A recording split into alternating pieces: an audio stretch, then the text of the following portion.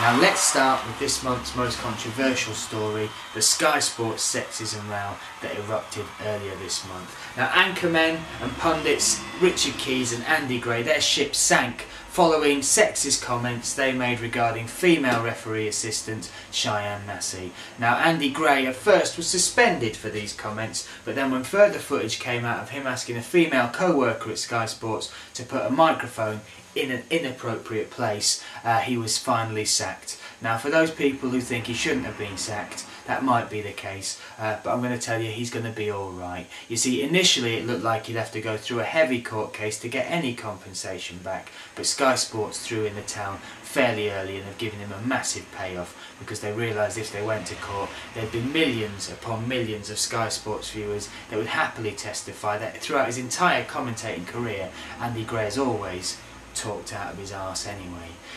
Now Richard Keys, Andy Gray's hairy little sidekick, he also resigned and left Sky Sports, and if you don't know much about Richard Keys, you can actually go back and watch a documentary that was made years ago about his early years. It's called Teen Wolf. I don't know if you've seen it. Many people mistake it for a comic Michael J. Fox cult comedy from the 80s, but no, it's actually a true biographical representation of Richard Keys' early years at school. Now Richard Keys made comments recently saying he's glad that finally that whirlwind of media that ensued following those comments has disappeared just in time for Valentine's Day, so he can hang out the back of his wife and give her the smashing she deserves.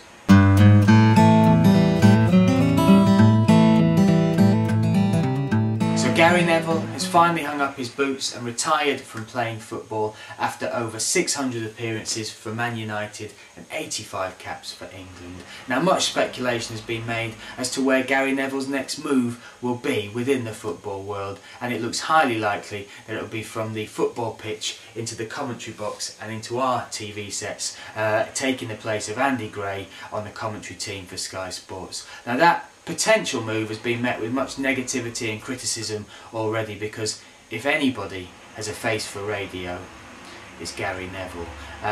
Although there is one match I think I would like to watch him commentate on, one match only, and that would be Liverpool versus Man United at Anfield.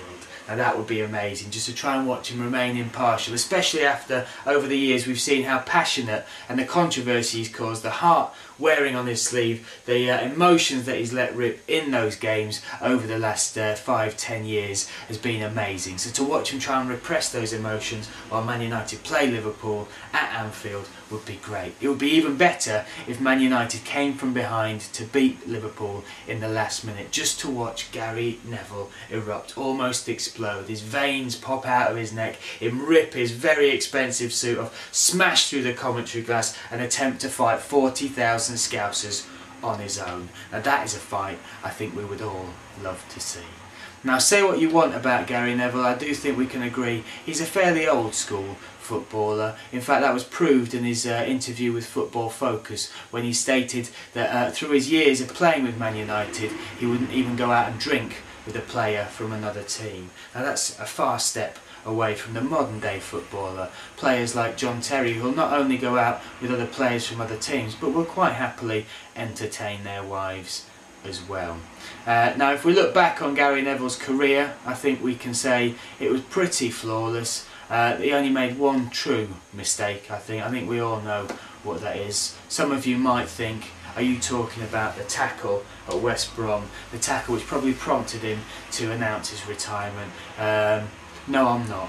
I think we all know that the biggest mistake Gary Neville made over his footballing career was that moustache.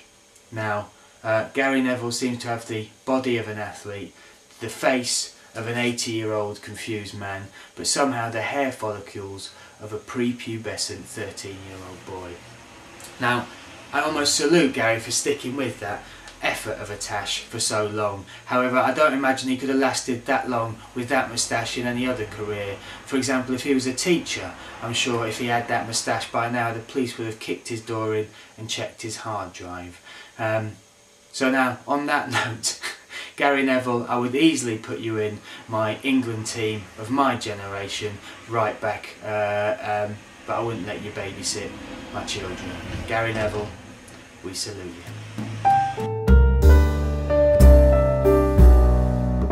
That is it for another edition of Bryan Lacey's Fun Day League Football. Thanks for joining me, hope you enjoyed it. If you want to check me out on Facebook or Twitter, then just click the links and join me there. But until then, I'll see you at half time for a pie and a pint. Do it. Excellent. Oh! Oh yeah. Oh yes. Now she would get it. She would get it good. Yeah. Ooh. Oh. Now she is gagging for it. Absolutely gagging. You would get it, sweetheart. Yeah, that is if I let you out of the kitchen. Cricket.